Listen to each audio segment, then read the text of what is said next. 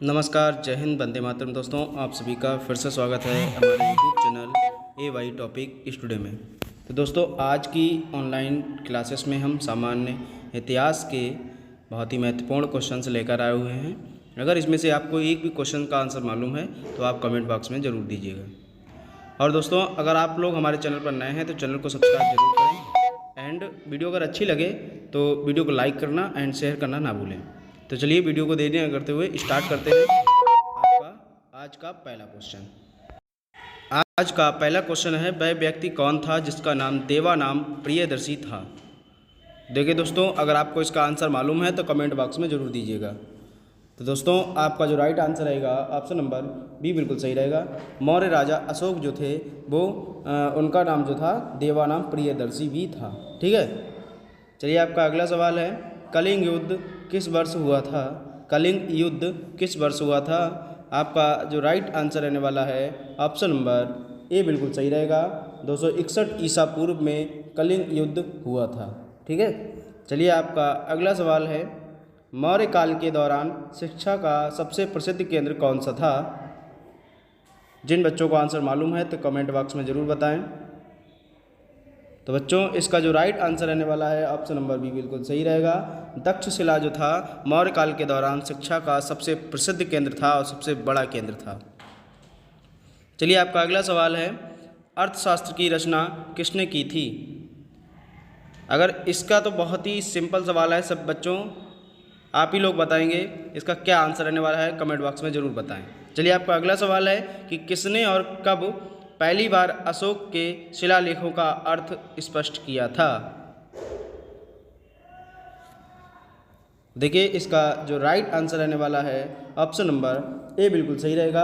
1837 में किया था और किसने किया था, जेम्स प्रिंसिप ने किया था और ये एक प्रिंसिपल भी थे। चलिए आपका अगला सवाल है, मौर्य वंश के तत्काल बाद किस वंश ने आकर मगध राज्य पर शासन किया था। तो इसका जो राइट आंसर रहने वाला है ऑप्शन नंबर ए बिल्कुल सही रहेगा। शुंग वंश जो था मौर्य वंश के तत्काल बाद शुंग वंश मगध राज्य पर शासन किया था, शुंग वंश ने। ठीक है, चलिए आपका अगला सवाल है, चरक किस राज चिकित्सक थे। चरक जो थे वो किसके राज चिकित्सक थे। तो बच्चों, इसका जो राइट आंसर रहने वाला है ऑप्शन नंबर सी बिल्कुल सही रहेगा। कनिष्क एक राजा हुआ करता था, उसके चरक राज चिकित्सक रहते थे। चलिए आपका अगला सवाल है, नरम दल और गरम दल के बीच फूट कहाँ और किस वर्ष में पड़ी थी। जिन बच्चों को आंसर मालूम है तो कमेंट बॉक्स पर आंसर जरूर दीजिएगा। तो बच्चों, इसका जो राइट आंसर रहने वाला है ऑप्शन नंबर बी बिल्कुल सही रहेगा। 1907 ईस्वी में कांग्रेस के सूरत अधिवेशन में 1907 ईस्वी में पड़ा हुआ था। जो सूरत शहर है उसमें एक अधिवेशन हुआ था कांग्रेस का 1907 में। तो नरम दल और गरम दल के बीच वहाँ पर फूट पड़ गई थी। चलिए आपका अगला सवाल है, लाला लाजपत राय किसके विरुद्ध प्रदर्शन कर रहे थे जब वे पुलिस की निर्दयता का शिकार हुए। तो इसका बच्चों जो आंसर रहने वाला है ऑप्शन नंबर सी बिल्कुल सही रहेगा। साइमन कमीशन का जो विरुद्ध कर रहे थे वो, जबकि पुलिस निर्दयता का शिकार हुए थे जब वो। चलिए आपका अगला सवाल है, पूना समझौता महात्मा गांधी और किसके बीच हुआ था।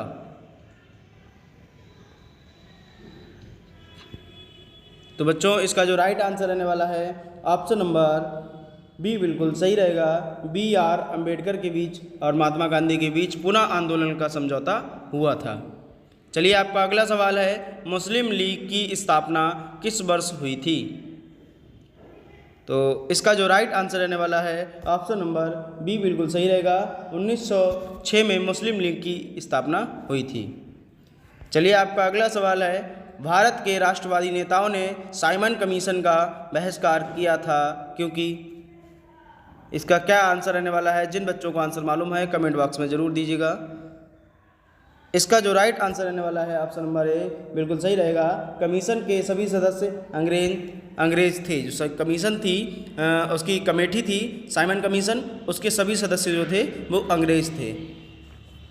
और बच्चों हम आपको साथ ही साथ बता दें कि अगर आपको ऐसी ही वीडियो देखने के लिए लगातार हमारे चैनल को सब्सक्राइब कर लें, जिससे कि हमारी हर वीडियो की नोटिफिकेशन आप सबसे पहले पहुंच सके।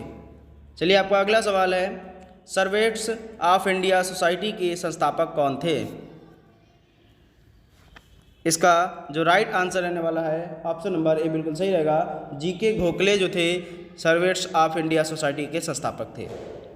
आपका अगला सवाल है, बुद्ध किस वंश से संबंधित थे? देखिए बुद्ध जो थे वो आजकल आपने देखा होगा एक शाक्य जाति चल रही है, शाक्य वो एक वंश था, उसी वंश के संबंधित बुद्ध महात्मा बुद्ध थे। ठीक है, ध्यान रखिएगा ऑप्शन नंबर ए बिल्कुल सही रहेगा, शाक्य। ठीक है, चलिए आपका अगला सवाल है, बुद्ध ने अपना प्रथम प्रवचन कहाँ दिया था? इसका जो राइट आंसर रहने वाला है ऑप्शन नंबर बी बिल्कुल सही रहेगा, सारनाथ में महात्मा बुद्ध ने अपना प्रथम प्रवचन दिया था। चलिए आपका अगला सवाल है, आरंभिक बौद्ध साहित्य किस भाषा में रचे गए? आरंभिक बौद्ध साहित्य जो है वो किस भाषा में रचा गया था?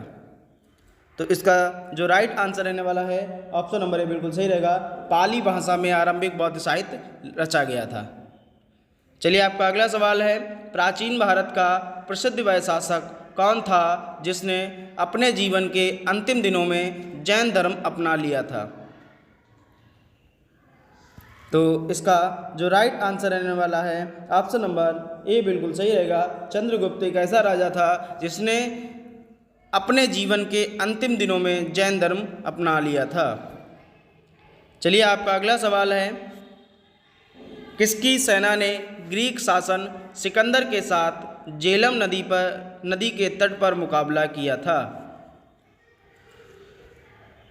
इसका जो राइट आंसर रहने वाला है ऑप्शन नंबर बी बिल्कुल सही रहेगा, पोरस राजा की सेना ने ग्रीक शासक सिकंदर के साथ झेलम नदी के तट पर मुकाबला किया था।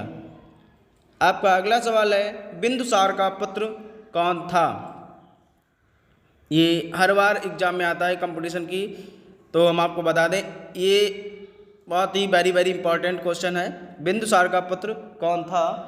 तो इसका जो राइट आंसर रहने वाला है ऑप्शन नंबर सी बिल्कुल सही रहेगा, बिंदुसार का पुत्र अशोक था, ऑप्शन नंबर सी। चलिए आपका अगला सवाल है, किस संधि से प्रथम विश्व युद्ध समाप्त हुआ था? किस संधि से प्रथम विश्व युद्ध समाप्त हुआ था? तो इसका जो राइट आंसर रहने वाला है ऑप्शन नंबर ए बिल्कुल सही रहेगा, वर्सेल्स संधि जो थी उस संधि से प्रथम विश्व युद्ध समाप्त हुआ था। हाई होप बच्चों आप लोगों की वीडियो समझ में आई होगी, और अगर वीडियो अच्छी लगी हो तो वीडियो को लाइक करें एंड चैनल को सब्सक्राइब करना ना भूलें। तो चलिए मिलते हैं अगली नेक्स्ट वीडियो में, तब तक के लिए जय हिंद, जय भारत, वंदे मातरम।